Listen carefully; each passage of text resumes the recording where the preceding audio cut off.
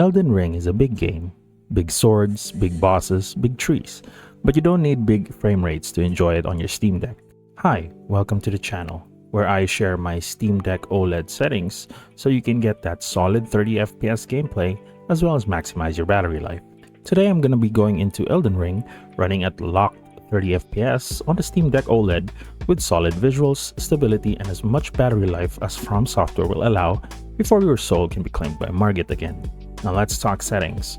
We're running at 1152 by 720 resolution in full screen, which gives us just enough pixel savings to offset the power draw, without turning the game into a watercolor painting. We will be using some scaling and some FSR, but trust me, the game is still going to look fantastic. Auto detect settings should be turned off. The only thing ray tracing ever gives you is frame rate into the single digits, so let's leave this off. For texture quality, set the Steam Deck on high. The deck can actually handle it, it has enough VRAM, and this does not impact the gameplay whatsoever. Anti-aliasing, set this to high. This adds a lot of smoothness, yet still very efficient. SSAO, set to medium, with decent ambient lighting without tanking the frames. Depth of field, low, for a subtle cinematic blur. And motion blur, low. Just enough to be there, but not enough to be annoying. For shadow quality, I am setting it to low. This offers us huge savings in FPS with a minor visual difference on the Steam Deck. The lighting quality is set to medium to balance the visuals and performance. Effects quality set to low. This saves you a lot of frames during chaotic moments where there's a lot of enemies, but it's still going to look epic. Volumetric quality set to medium so that you can still maintain that atmosphere in foggy zones. Reflection quality set to low because this is barely noticeable and frees up a lot of performance. Water surface is set to low.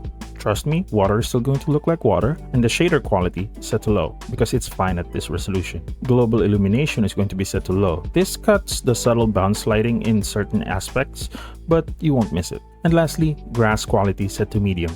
The grass setting, that's the sleeper villain of the overworld in terms of frame rates. If you set it too high, you're going to mow down your performance instead of the blades of grass. Medium keeps it immersive without turning Limgrave into a slideshow. Jumping into the Steam Deck's performance overlay, we're obviously capping our frame rate at 30 FPS. This will give us smooth, consistent frame rates, much like Bloodborne. Allow tearing is set to on for less input latency. TDP is set to 10 watts. This is a Goldilocks zone for some people.